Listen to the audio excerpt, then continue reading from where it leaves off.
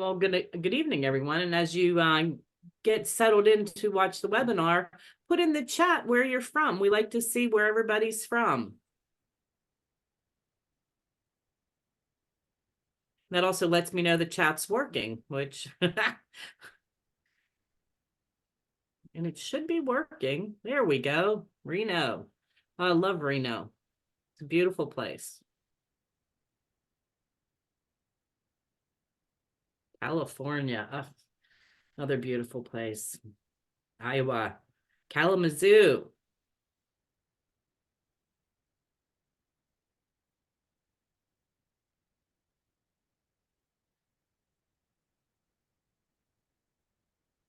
Canada in the house. British Columbia. Great. Welcome. To Kalamazoo's. Yes. So also, here's a question for everybody that's here so far. How many of you have kept your New Year's resolution? I mean, kept it all through January. Or if you did a dry January, did you succeed at it? Let us know in the chat.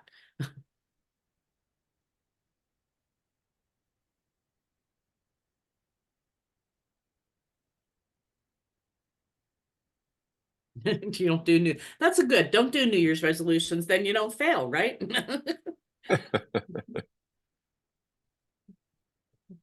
I hear you. I mean, I try. They're hard. You have to be really disciplined. I truly do believe.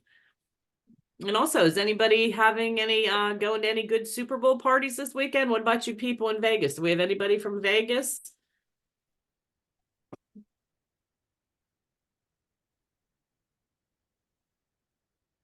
I tried dry January and I went to VMX and failed. So, well, I'd like to go ahead and get started here tonight and welcoming everybody. Welcome to the 2024 NAFTA webinar series. Our speaker tonight is Mr. Garth Jordan, and the topic is AAHA survey results on vet tech retention and utilization. So just some housekeeping rules. If you have a true question for Mr. Jordan tonight, please put it in the Q&A and not in the chat, because it can get lost in the chat if everybody's talking. So if you truly have a question, put it in the Q&A, and I and Mr. Russo will filter those questions to Garth tonight. So let me go ahead and give a quick bio of Mr. Jordan. Garth Jordan is the CEO of the American Animal Hospital Association. Over the past 15 years, he has served in executive roles at professional associations, including 3 different C-level roles: Chief Operating Officer, Chief Financial Officer, and Chief Strategy Officer. This purposely full design diversity of experience has given Garth the opportunity to lead diverse teams. Through strategic planning, successful execution, build businesses with customer-focused value propositions, and develop a well-rounded business and cultural acumen geared toward achieving an organization's goals through high-performing teams. Garth's recent accomplishments include using design thinking to design and execute AAHA strategic plan, resulting in significant membership revenue growth, and B, a complete digital transformation of the Healthcare Financial Management Association's business model, helping the organization grow from 30,000 to over 90,000 members. That's incredible right there. That's ultimately, for Garth, every day presents a new opportunity to discover new connections, people, and empathy-based ways of thinking. Design new ideas that push the envelope of continuous improvement, and build and prove value for the customers and staff for whom he works. So welcome, Garth. Hi, everybody. I've got the chat open for a quick second. Just want to make sure when people ping the chat and let me know you can hear me clearly. Am I coming through loud and clear? Awesome. Okay. Sometimes you never know with these AirPods. So I'm going to make an adjustment here based on what Lori and what we've published, what this is about. This is actually about broad veterinary team retention. We will have a couple of moments to stop along the way and talk about technicians, but we actually in this research have covered every role, and you'll see that in a few minutes. But let's get into the presentation here. So I'm not going to read the quote on the screen. But this quote from Archbishop Tutu is partly the inspiration for us and the research that you're about to hear that we conducted at AAHA. We have heard way too many stories about individual practices with that are losing 25, 30, 35% or more of their staff on average every year. And that type of attrition is just not good, and it's not sustainable. At the same time, we heard through various research efforts that the average retention rate, or I'll say attrition rate, in veterinary practices kind of across the board is in the 25 to 30, sometimes over 30% range, depending on the research. And when we look at that just by itself, that is a downstream kind of quantitative indicator that something wrong is happening upstream. And it may seem obvious, but that's where our research started to explore is what's happening upstream. What can we do to prevent folks from falling in the river? So one of the stories that I don't like to tell, but I feel compelled to tell, is that I do have the opportunity to speak with a lot of different students, which is a wonderful, wonderful thing. And unfortunately, there's a theme when I talk with students of various shapes and forms in various places. The one that I'm going to talk about is Joe Pfeiffer. He's actually a DVM student at this point in time in his last year at CSU. And he is going into critical care emergency medicine. He has had the opportunity to do his internships and externships at a variety of different places, including VEG, which is obviously a fairly large employer throughout the United States. He has had a chance to be mentored by a variety of different specialists in critical care emergency. And he got into veterinary medicine like many others because it's been a lifelong dream since he was a kid.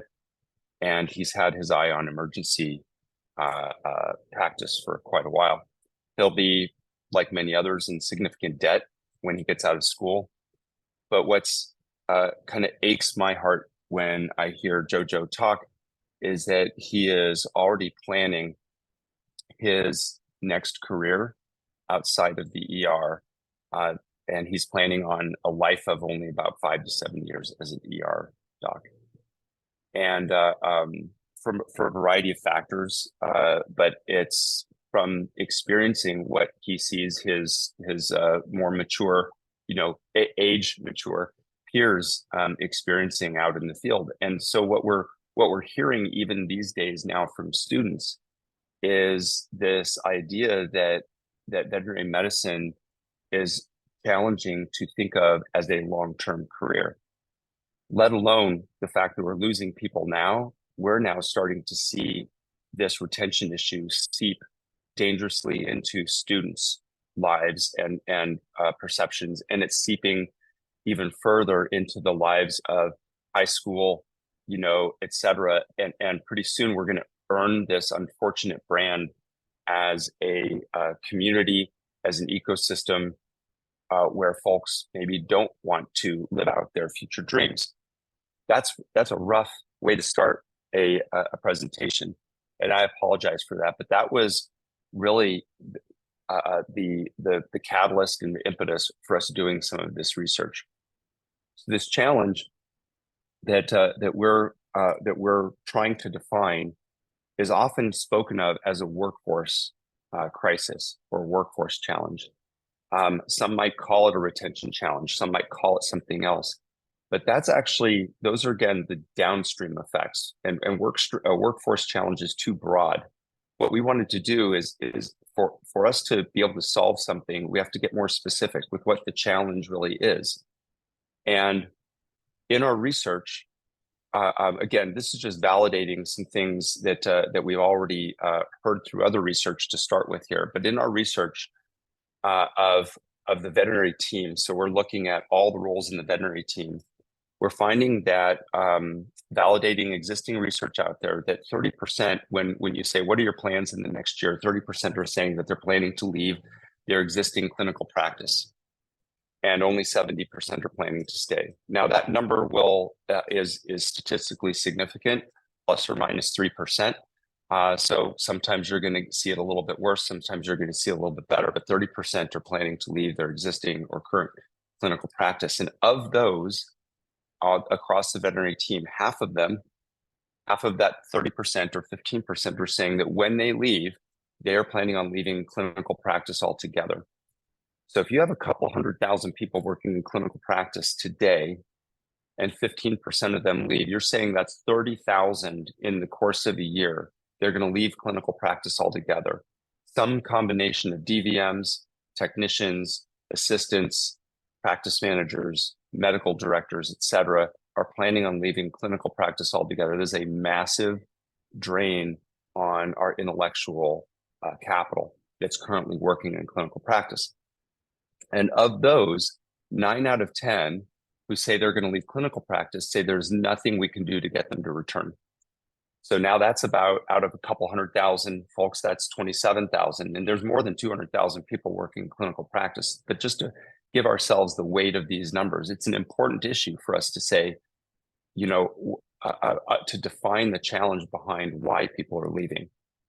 Now, if you want to talk about it economically, when someone leaves a practice, or any business for that matter, the estimate is that it takes about half of their salary to up to 2 times their salary to replace them. And those replacement costs include everything from the cost of advertising, to the time it takes for people to interview, to the training costs involved and the time it takes to get someone up to speed, to also the opportunity loss. So when you don't have a DVM technician, someone employed in practice, you can't serve as many patients, or you're burning out other people.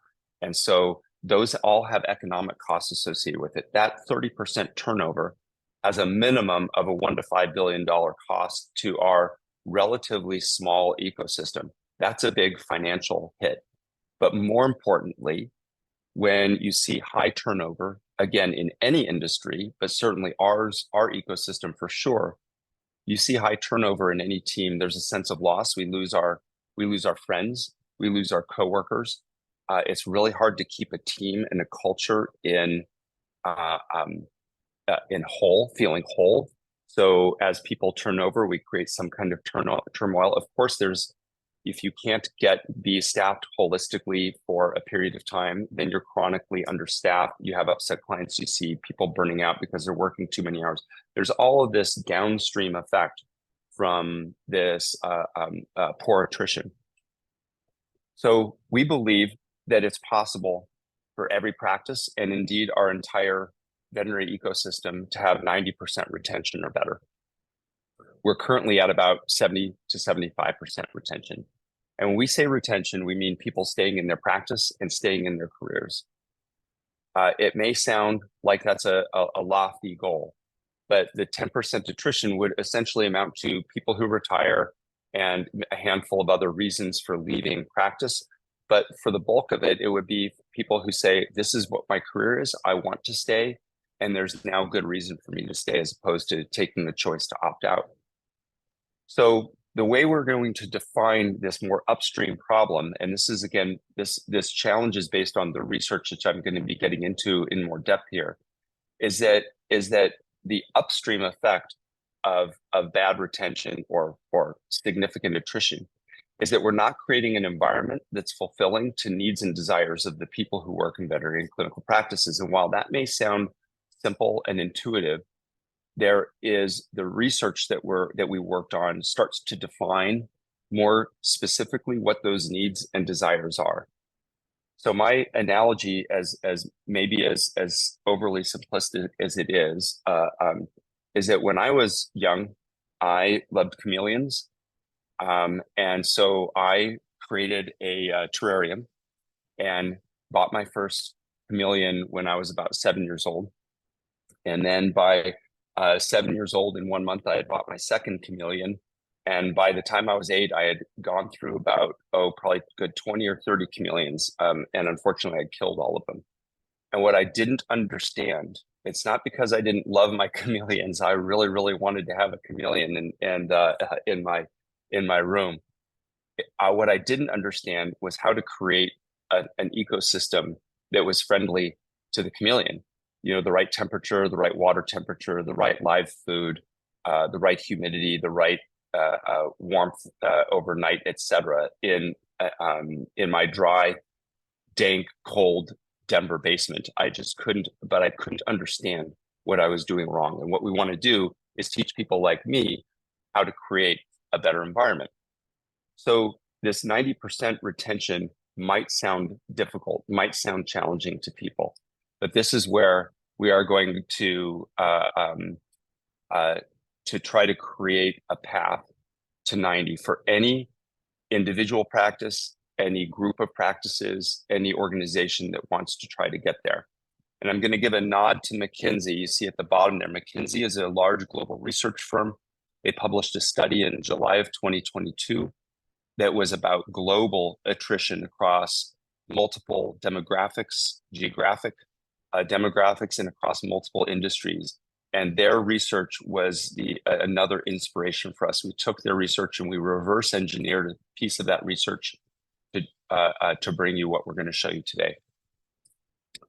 So here's the research. We first reached out to everyone on the veterinary team.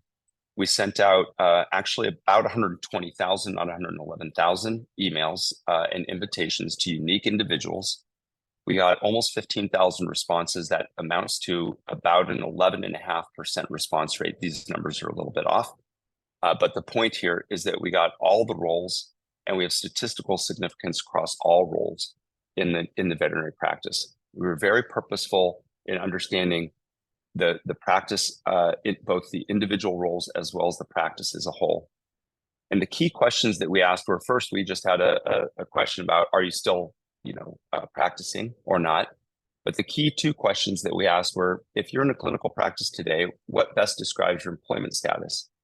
And of course, this is asking people to state their intention. I'm staying in the current clinical practice I'm at.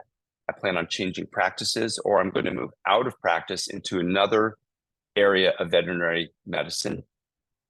Okay. Or I plan on leaving veterinary medicine altogether, or we can have someone who's planning to retire. Once you told us what your intention was in the next year, we wanted to understand what are the three things that, if you are planning to stay in clinical practice, what's making you want to stay? What are the three things that are so compelling for you that you're already saying, I can't leave, I want to stay? That's great to know. But if you are planning on leaving clinical practice for another practice or somewhere else in veterinary medicine, or altogether, what would make you stay? What would have to change to make you want to stay?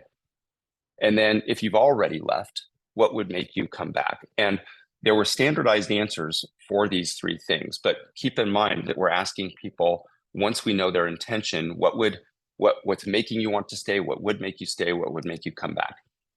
The top 15, the key 15 answers, this was essentially what we engineered and took from the McKinsey study, was there are 15 answers that someone could choose and say, well, here are the top three. We didn't give them a chance to force rank all 15, but because we got so many responses, almost 15,000, we're able to take everyone's top three and force rank all 15 of these. And you're going to see this in a minute. But these are the answers someone could tell us when they say, hey, what's making me stay is that my practice, for example, has the resources that I need, and the leaders care about me, and my work is deeply appreciated, right? So those might be the three reasons I would say that the reasons that I'm staying if I plan on staying. But these were already developed by McKinsey through a scientific development process. So we figured we didn't need to reinvent that wheel. Now, our intent was to not make something like a word cloud. And this is a fake word cloud. I mean, it's real, but it's not based on real data. Word clouds generally are pretty unhelpful. They kind of help you lean in a direction of understanding, but they don't really tell you a decent story. And our job here is to, with almost 15,000 responses and all of this rich detail, our job now is to start to make really good sense of the spaghetti mess, if you will, that is us humans, right? We are messy beings because we have needs and wants. So our first insight from the research, as basic as it may sound, is that there's a difference between what people need and what they want. Think of it in terms of Maslow's hierarchy of needs, where at the bottom we all need, air and water, and then we want shelter and safety, and then near the top of our hierarchy we want self-actualization. But in this case, we're going to define these needs and wants as a hierarchy that have to do with living and breathing and succeeding and loving, being in veterinary practice. So this chart, as we start to dive into the research in a little bit of detail, is a chart of the people who said, I'm planning to stay. And it's those 15, in shorthand, it's those 15 factors on the left-hand side, now ranked, where people are saying, what makes me want to stay? And the first thing you see at the very, very top is that 40% of the time people are putting teamwork in their top 3. Now, these percentages all add up to 300% because you can choose 3 out of the 15 items, right, for your choice. But 40%, just over 40% of people are saying one of the top 3 reasons I'm staying in my clinical practice is because we operate exceptionally well as a team. And then you see modern medicine. We get to practice modern medicine. My work is meaningful. Round out the top 3. But if you look at the top 6, you include fair compensation, which is 4th. That may be surprising that it's in 4th place. You see job flexibility is 5th, and people appreciate the work that I do is 6th. And those top 6 are statistically quite different than the bottom 9. It's not to say the bottom 9 are unimportant, but it's to stress that there are 6, at least right now, that are really compelling people to say, these are the main reasons that I'm staying in the practice that I'm in.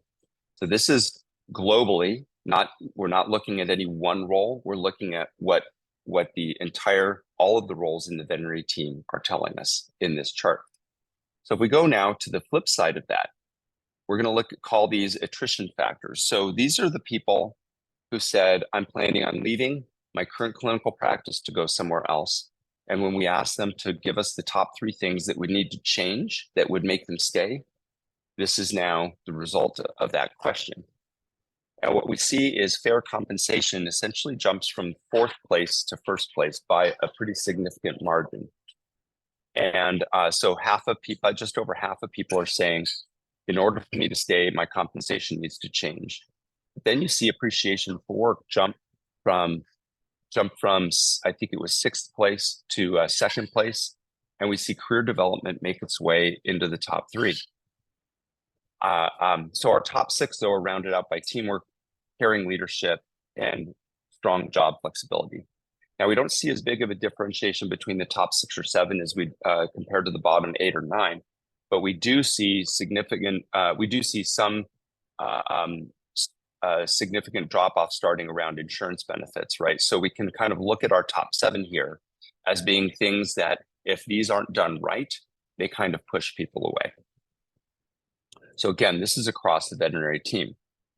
So as we started to look at those and understand just high level those particular factors, we decided that it would be interesting, or we thought it might be interesting, to chart these in an XY axis here. Because every single one of those factors has some kind of leaning toward not only being an attrition driver, meaning something that kind of pushes people away, but also has some kind of retention characteristic to it, meaning it creates stickiness in the practice. Those things on this chart that lean more into the gray, the further it is into the gray, the heavier it is an attrition driver, meaning if it's not done right, it pushes people away. And those things that are in the teal area, the more they're in the teal, the more they are, from a ratio perspective, the more they drive retention. So if you had something in the very top right corner of this chart, it would be super heavy on both driving attrition and driving retention. Or if you have something along that diagonal, it's kind of equally weighted. What you see pretty quickly, if you start to play with this chart kind of visually, and you look at this, everything that's not in the bottom left-hand quadrant, and again, it's not to say those things are unimportant. We're just looking for things that stand out. You see that these 6 items here are the top factors in terms of being attrition and or retention drivers.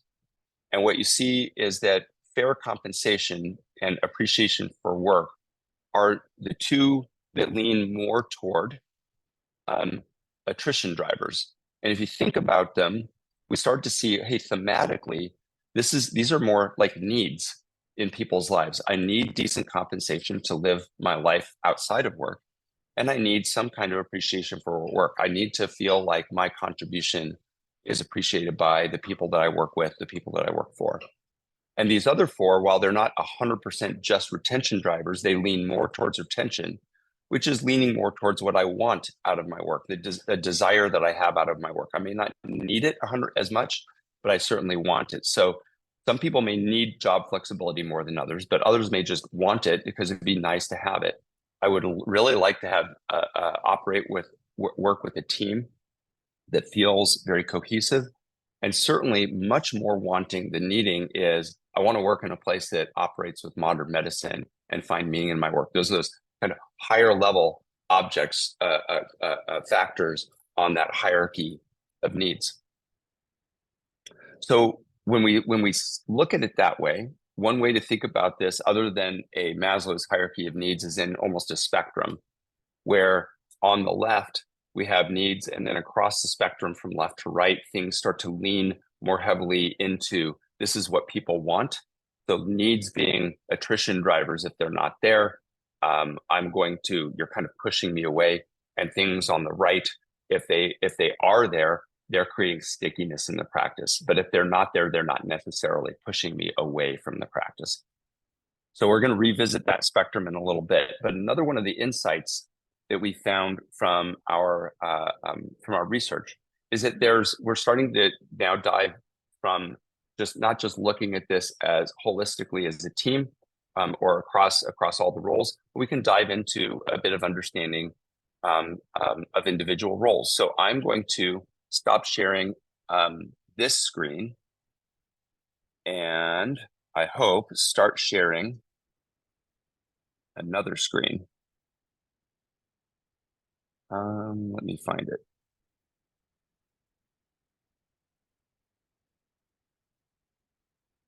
Whoops.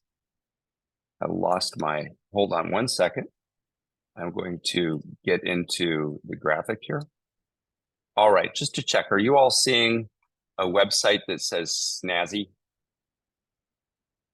Can I get a heck yeah? All right, good.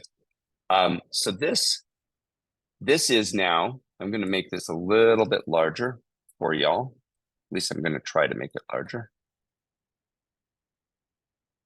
So this is now a screen that are seeing, if you can see way down at the bottom, we have this view by role now. Okay, and in the top left, we're looking at this as retention factors, meaning these right now, we're looking at answers from folks who've said that they're staying in their current clinical practice. And we're seeing the factor achievable expectations on a relative scale, how important achievable expectations are for each role in wanting to stay where they're at. And what we see is achievable expectations is not necessarily a major driver of retention. It's not a major factor that creates stickiness in the practice. But let's go to something like teamwork, because we saw staff operating as a team is important. It leaps to the top for almost every role. So of course it does, that's why it jumps to the top across the practice, but we do start to see a little bit of a difference here. So the hospital admin, it's, close second. For our credentialed technicians, staff operating as a team is essentially a statistical tie for first. But we see across almost all of the roles, essentially, the idea of teamwork, operating as a team being a very major factor in creating stickiness in the practice. So if I don't have high turnover, or but I want to make sure that people want to stay with me, this might be one of the first factors I focus on across the board. Interestingly enough, when you start to poke at something like, let's look at modern medicine. Again, it might be intuitive to those of you in the room since you're technicians yourselves.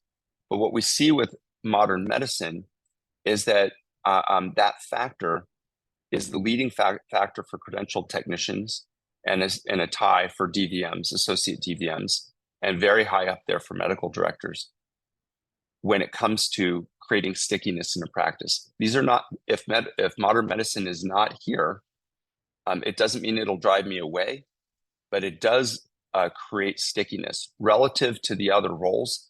This is actually a very statistically significant difference in creating retention or stickiness in a practice for those clinical roles. So let's just now flip this to attrition.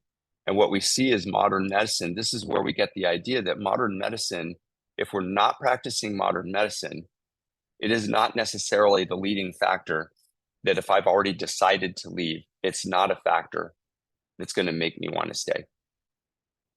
So we start to see the dynamic of the difference in terms of what we mean by attrition, what drives attrition, and what drives retention. Another interesting thing is I can find meaning in my work, but it's not going to be something that changes that makes me want to stay. Whereas it is something that does create retention for me. It does create stickiness for me. So we can start to play with this data role by role. So for example, if I'm operating a large practice or I work in a large practice with 50 staff and we don't have poor turnover, I might start to look at we don't have poor turnover across the board, but we have turnover in one or two roles. I can use this data to do some tweaking, some refining, some specific tactical work to understand and do a better job of retaining individual roles. But if I'm seeing generally 30% turnover across my team, I might start to take a more generalized approach to begin with to kind of stop the bleeding, so to speak, based on the higher level data. Another way we started to look at this for fun, and then I'll move on into the presentation, is that there were some commonalities as we started to dive into the data and look at it by individual roles. We started to see that there were a few groups of roles that shared some pretty interesting characteristics. Now, they're not wildly different. These groups are not wildly different from one another, but we have this group that we called loyal to practice. And they are the team or the groups of roles that are most likely to be telling us that they are planning to stay in their current clinical practice. And those roles happen to be the owner, which makes perfect sense, medical directors, and hospital admin and practice managers. Those are the folks that typically are most likely to say, I'm staying where I'm at. And you see on the left-hand side, those kind of loyal to practice folks, and we may or may not like the label. We wanted to give these personas a label, but those loyal to practice folks, they say staff operate as a team is by far our first indicator of why we want to stay where we're at. We find meaning in our work, practice modern medicine, fair pay, job flexibility, and appreciation for work. So those are not only stacked in order, but you can see with the gray bar kind of the intensity with which they feel, if you will, that those are the 6 factors that make them want to stay where they're at. The dedicated to vet med persona did I hear a question? Yeah, we have a question here, and I think it's kind of relevant to what you're talking about. Somebody's Sure. asking, how objective is modern medicine? Is this measured and consistent in AAHA practices or other practices? So no, it's going to be based on your own individual view of what modern medicine is. We did not, for example, give a gradient, or we didn't say must have certain imaging equipment and certain policies and procedures in place. This was this study did not go into that type of detail, nor did we with any of these other factors.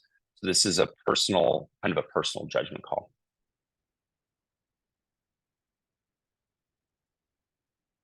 So with dedicated, what it does is it helps us understand the mentality, the perception of individuals and what they place first and foremost in their minds as the reasons that the factors that make them want to stay where they're at. So the dedicated to vet med persona happens to be our credentialed technicians as well as our associate DVMs brought together. Those roles collectively are the most likely to stay in vet med, but they have a pretty significant propensity to want to move out of their current clinical practice. They may go to another clinical practice, but they are likely to move to vet med, somewhere else in vet med if they decide to leave clinical practice altogether. And that makes a lot of sense because those folks have not only dedicated their lives and their education and obviously a lot of personal time, effort, finances, etc. You don't want to necessarily lose that and switch careers. But what they're telling us is practicing modern medicine and really working with staff in a team, kind of in a team formation, is most important to them, along with a very high desire for fair pay. We see that scale with the loyal to practice folks is much different. And then those who see it as a job or see this more as an opportunity where I might be able to flip from one career to another, they happen to be more of our assistants, our front office, our CSRs and our front office staff. But what we find in that group is what's really, really important to them. We don't see fair pay jump to the top either. What we see is teamwork, meaningful work, and being appreciated for the work that they do, rounding out our top three. So sometimes it's interesting to look at this as an entire group of the entire team. Sometimes it's interesting to look at this by individual role. And sometimes it's helpful to look at this in these almost personas. But it depends on the individual practice and what type of challenges we may or may not be facing. Are we losing a lot of people in one role? We can't seem to keep one role. Are we losing our entire team? Are we losing more clinical roles than anything, more front office, administrative roles, et cetera? So I'm going to stop sharing that and start sharing the presentation again. So we're going to skip past this because I just talked about the personas.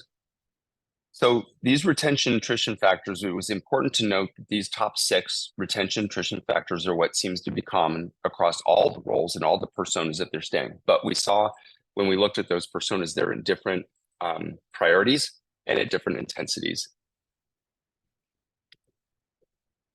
So our third insight that I wanted to chat a little bit about today with this idea of belonging and feeling valued. And this is a little bit of turning the quantitative into the qualitative.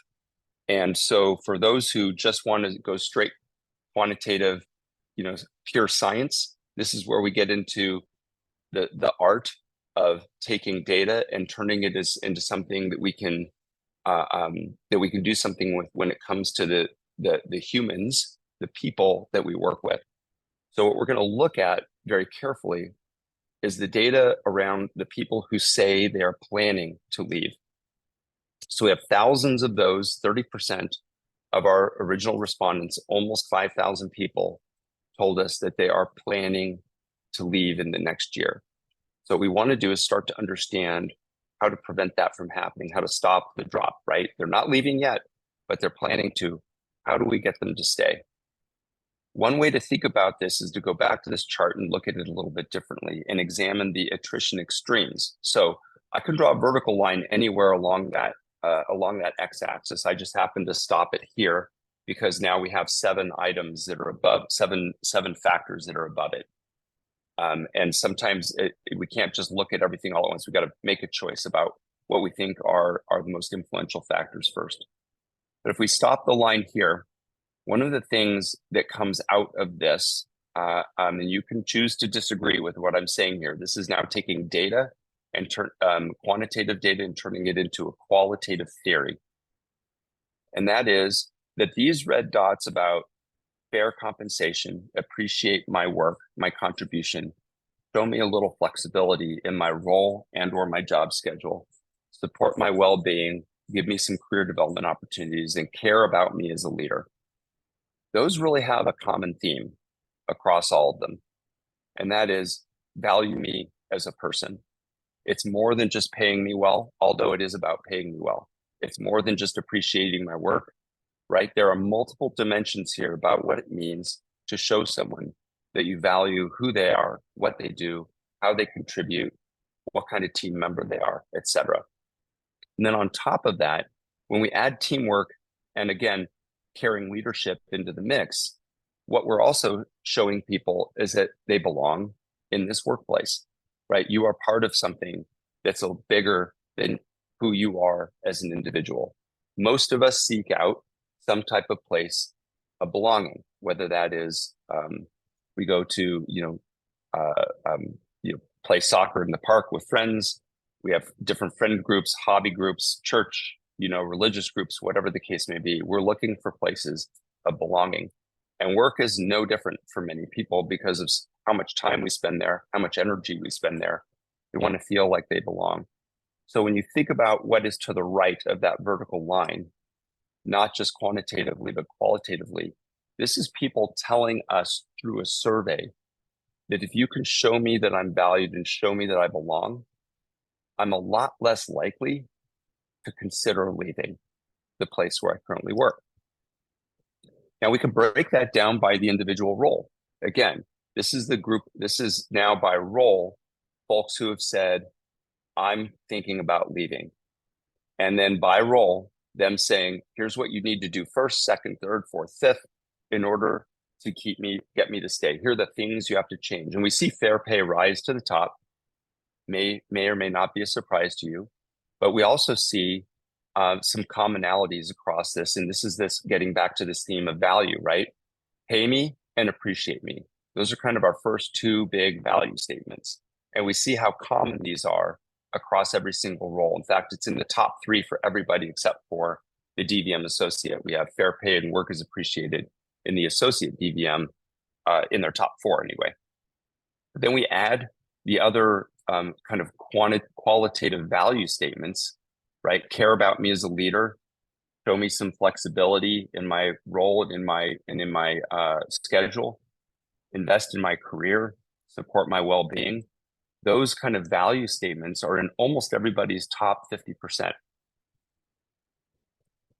And then when we add caring leaders again and staff operating as a team, this is kind of a way of seeing how important being valued and belonging is to every single role on our practice teams. So what I want to do is talk a little bit about fair pay. And Phil, you've probably heard me talk about this in a couple of other meetings. But we see fair pay rise to the top. And I want to specifically talk about this from the credentialed technician perspective for just a quick second. AAHA does have research, and I think it's a little different than what's typically out there. But we do have research, and I'm going to speak in kind of maybe not precise numbers, but close enough numbers here. We have research on credentialed technician pay. It's a little different than what's out there. We know the average credentialed technician, and Phil, you can correct me if I'm wrong here, but I think the average credentialed technician pay across North America is in the upper 40,000 range, 47, 48,000. At least that was the last I saw.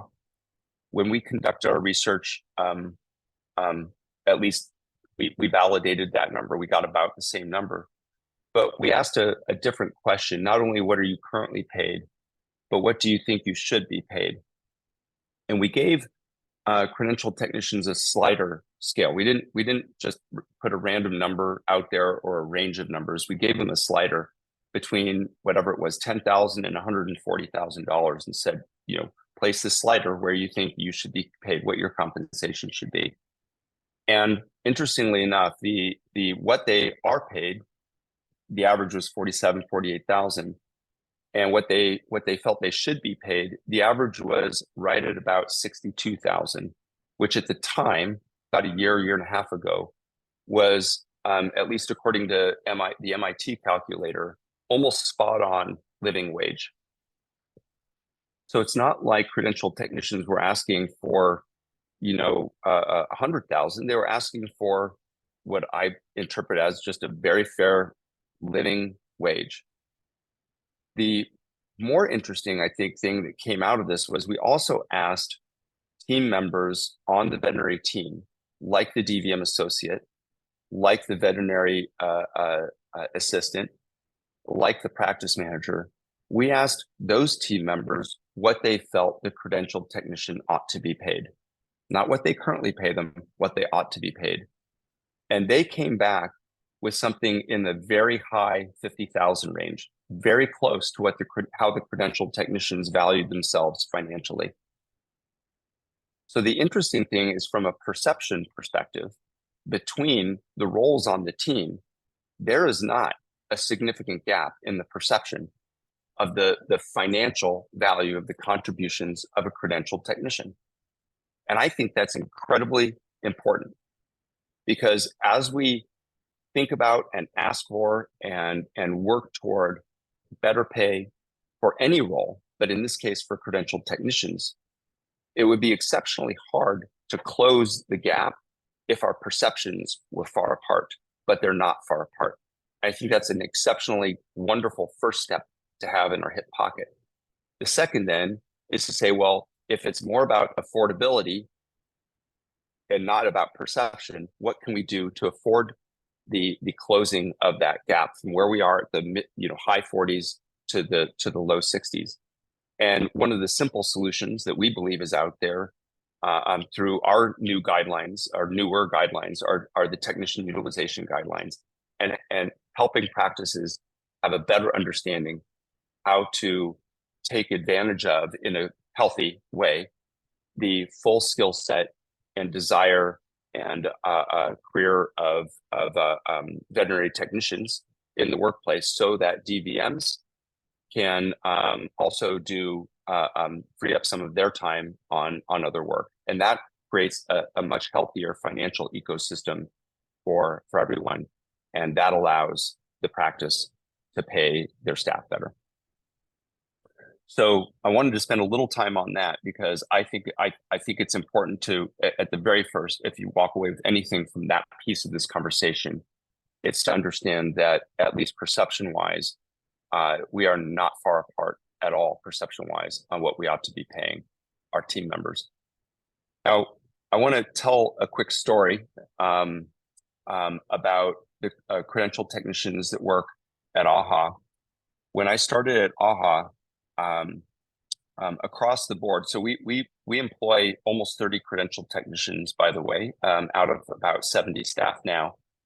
And when I started at AAHA, the board did not let me know this, but we were experiencing, not unlike the rest of our veterinary ecosystem, in excess of 30% attrition of our team, the bulk of which are veterinary technicians.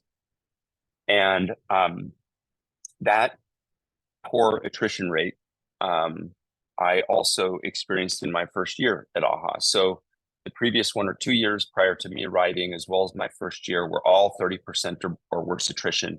And it created a very challenging environment in which to have a strong culture, to create any forward momentum, etc. So one of the first things that we did was we just did a simple compensation study, and we found out that we were underpaying people. And then in addition, and we let folks know, hey, it's going to take us about 2 years to get up to speed to pay people where we clearly need to pay them. But we were very upfront with the fact that A, we knew we had a fair pay issue, and B, we had a pathway. It wasn't immediate, but we had a pathway of closing that gap. So we were very transparent about that, which I hope was helpful for folks. The second thing we did was we asked our team members. We said, what do you think is most challenging about our current environment?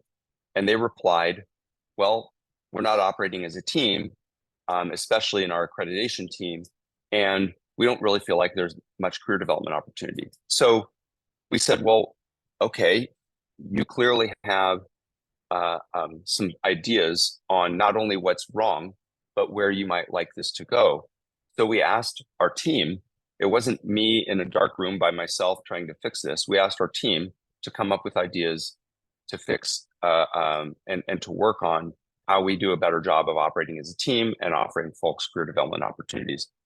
So they took about 3 months or so to design essentially a new organizational structure within our accreditation team, as well as in a couple of other areas. And what they came back with was beautiful. It was thorough. As I've started to learn more about credentialed technicians, some of the more detail-oriented, thoughtful, thorough folks I've ever had a chance to work with, they came back with a complete reorganizational structure that included different tiers of technicians, different management roles in different regions and by expertise, a whole new staff training set of opportunities, and more. And when they brought that plan back to us, we said, heck yes, this looks great. Now what's it going to take to implement it? And hopefully we gave them our trust. We didn't just give them accountability, we gave them responsibility and trust. We showed that we appreciated their work, we care about them as a team, and they started to, and we gave them the opportunity to implement that entire new structure. So with fair pay in the works, with bringing them into, if you will, the redesign of the team, and not only hearing their ideas, but having them own it and build it. What I can tell you is we went from 30% or worse attrition a year, and in the last now 18 months, we've had no attrition on that team. So while we are not a clinical practice, we are a microcosm or a mirror of clinical practice, because we are comprised of many of the same roles and personalities out there in the world. We have DVMs, we have credentialed technicians, we have practice managers on our team at AAHA. And, with a handful of pretty straightforward factors in play, fair pay, giving people the opportunity for career development, appreciating them as human beings in their work, etc., we've been able to stave off what was a norm of 30% or worse attrition. So that gets to my last part, and that is to do retention well. If you want to get to 90% retention, which, by the way, is an industry measurement of best practices. So when you're at 90% retention or better, most of the time, what that means is your business, your practice, wherever you work, is doing exceptionally well, not only just by your employees, but you're doing exceptionally well as a business. The higher the retention, the better the business. And so what we're learning is retention doesn't just happen. It happens, it has to be intentional. It has to be thoughtful. Pizza parties don't get you high retention. They might be nice, you might fill your belly, you might have a few laughs and jokes with people, but the odd pizza party is not going to get you there. We have to think holistically, like we're treating a patient, whether it's with medicines or surgery or, diets at home plus home care. We've got to think about how we're treating our patient, and in this case, our people, holistically. So what we've done is we've tried to turn this, for any practice that wants to use this research, into at least a very high level, almost template of a 3-step plan. And we're going to look at this grid in this 3-step plan kind of fashion. And again, there's some things that we have to rule out to start with, because there are factors that have a more heavy weight on driving people away or creating reasons why people want to stay. So you have to you can't boil the ocean, right? We have to pick a few things at a time. So our 3-step plan says the first thing we want to do is we want to repel people. We don't want to push people away. So we're going to say fair compensation, do things that are about creating a fair compensation structure, showing appreciation, real meaningful appreciation for work, hint, not just pizza parties, right? Giving people career development opportunities, and demonstrating caring leadership, which that might be the hardest one.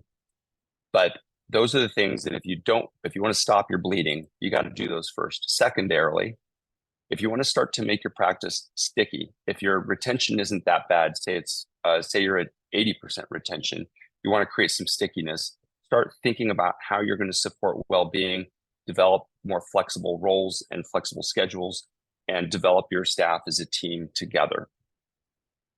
That's kind of step 2. And then the third step is, if you really want to bring home excellence, we're not going to define modern medicine for you. In fact, no one is. And we're not going to define what it means to have meaningful work, but you're going to do that probably together and as a team. What does it look like in a group of 20, 30, 50 people to practice at the level of modern medicine that makes sense for you? What does it mean to help each other find meaning, the most meaningful work, the most meaning in your work that you can, and do that together as a team? So those are kind of like the 3-step plan. If we look at this from the perspective of the individual, of the employee, of the staff person, not as the business, to me, this is the empathetic point of view. What are people really telling us when they answer this survey and they give us this rich data? And by the way, we got a lot of qualitative input along with this, with open-ended questions to help us formulate this 3-step plan. What people are really telling us is, if you fulfill my key needs, you will not push me away. But what they're asking is to not be pushed away. So fulfill some key needs for me first. This is kind of the base of the triangle of Maslow's hierarchy. Don't push me away. Fulfill some key needs around these items in red first, from the employee's perspective. And then once you do that, make me want to stay. And you can do that through a flexible job, well-being support, a high functioning team. And my last would be, I want to become your champion. So go beyond, help me see that we're practicing modern medicine, et cetera. And when I'm your champion, I'm going to recruit and retain for you. It doesn't have to happen at the C level or at the practice owner level. The staff do that with each other. They become the champions. They recruit for you. They retain for you. So even better, if you have a plan that is functioning and holistic across these 9 items, share it when you hire. Set the expectation with the people that you hire that this is what they should expect of you as an individual and as of a practice, that we're going to do these things to the best of our ability. So I'll close it out. This is, again, trying to take it from the employee's perspective. Don't push me away. Make me want to stay always. I'm your champion. And I'll leave you with that's how you get to 90% retention haiku.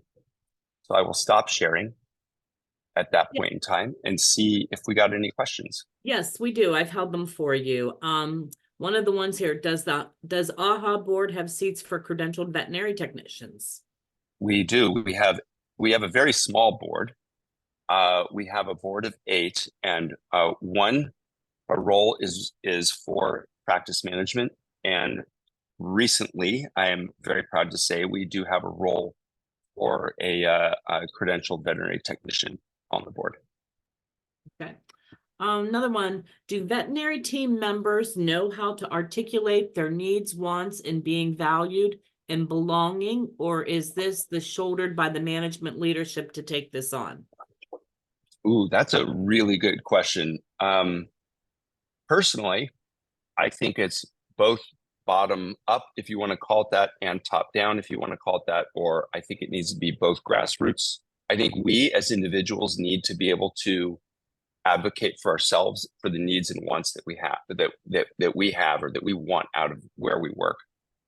But I also think it is a leadership's job to understand holistically that which I just presented today, and that is how to create. I go back to my really maybe bad analogy, which was the terrarium, right? How do we create an ecosystem that is vibrant and healthy and supportive of the individuals and the teams that we want to bring into our practices and work together, right?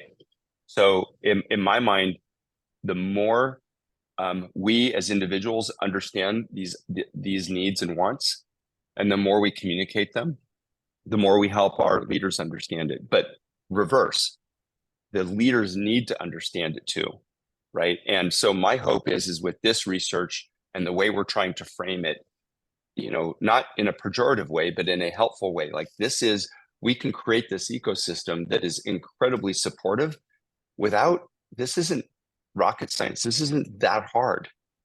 Uh, um, it's changing some dials and changing some perceptions maybe around things like compensation and job flexibility, but it's not that hard to do this.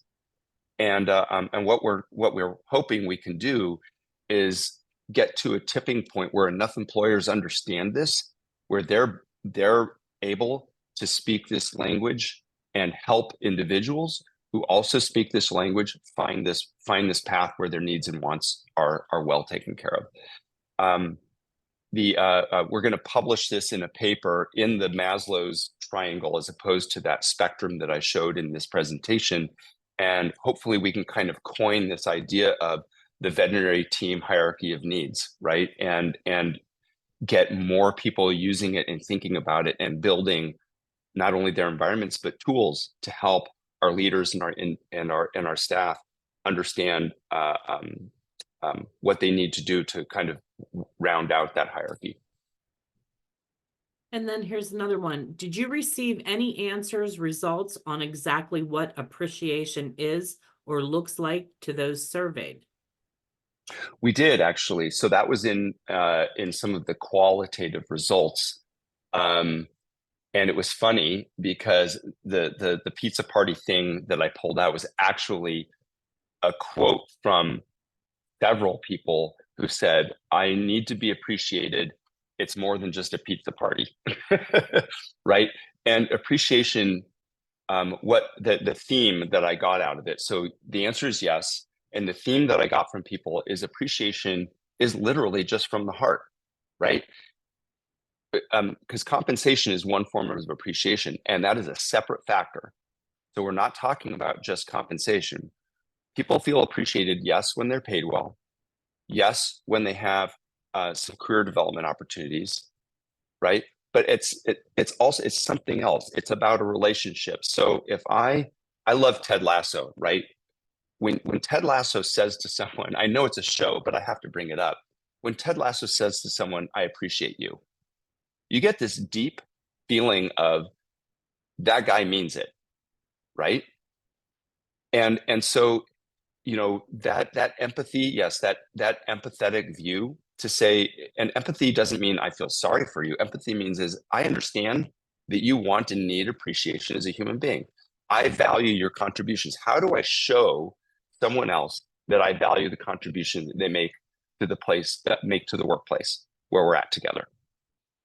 That's just through connection. And as squishy as that sounds, that's what people were asking for. It was associate DVMs, credentialed technicians, and so many of the front office staff were saying, just appreciate me. Tell me, hey, nice job, or hey, I really like the work that you did. I'd really like to see it in this fashion versus that fashion, but I'll like to help you get there, right? That's appreciation because you're showing me not only that you like what I do, but you're showing me that you want to invest in helping me improve because that's good for all of us. To me, it's not that hard, and I know maybe I'm oversimplifying it, but that's the qualitative stuff that we got from people. Well, the girl that asked that question, Danielle, she said, so perhaps empathy training education for leaders would be helpful. Absolutely. So I am a massive fan of empathy-based leadership because what most people think of when they think of empathy is just like, oh, I understand you, or saying I'm listening. Empathy goes a lot deeper than that. Empathy is truly, deeply understanding people and their perspective and trying to work with them on understanding that. You, uh, um, um, one of the ways that I've learned it is through the process of human-centered design. And it teaches you empathy is a muscle. I deeply believe empathy is a muscle. Most humans are not naturally good at being empathetic with other humans. You have to practice it. You have to exercise that muscle to make it strong and healthy and supportive of your environment. So training in that regard, practice in that regard, I couldn't agree more. Well, there was one last question, and it was at the very beginning. And Miss Rebecca Rose, I'm so sorry I didn't ask it earlier, but it was for Jojo. He will be in ER for 5 to 7 years, then staying with vet med or moving outside of vet med. He would not tell me, Rebecca, but he said he's planning his next career move. So it could be in vet med, but it didn't sound like it was going to be in clinical practice, which to me is exceptionally sad. If we have a hole in the bottom of the bucket in clinical practice that doesn't get plugged up in the next 5 to 10 years, it's going to be rough, not only for those who are left, but obviously for all the patients that we so much care for and want to serve. Well, that seems to be it on the questions, Garth. I would like to thank you for your wealth of knowledge, and I will be sending you this chat because it has been a very, very active chat. So I will send you that script tomorrow. And thank you to everybody else who's attended. Have a great evening. And if anybody has any questions, they can reach out to us and we will get your answers. Thanks, everybody. And you can get me at garth.jordan@aha.org if you want to chat. And by the way, there is also a white paper that's going to be coming out. You can just go to aha.org/retention or look for our retention attrition research. The white paper will be published relatively soon, so you can pass it along to everyone you know. And somebody just asked about, will this presentation be shared? And yes, it will be out on the website in the members only section. So thank you. Okay, everyone. Well, you have a great evening. And again, thank you, everybody. Thanks, everybody. Take care. Bye-bye. Take care. Bye-bye.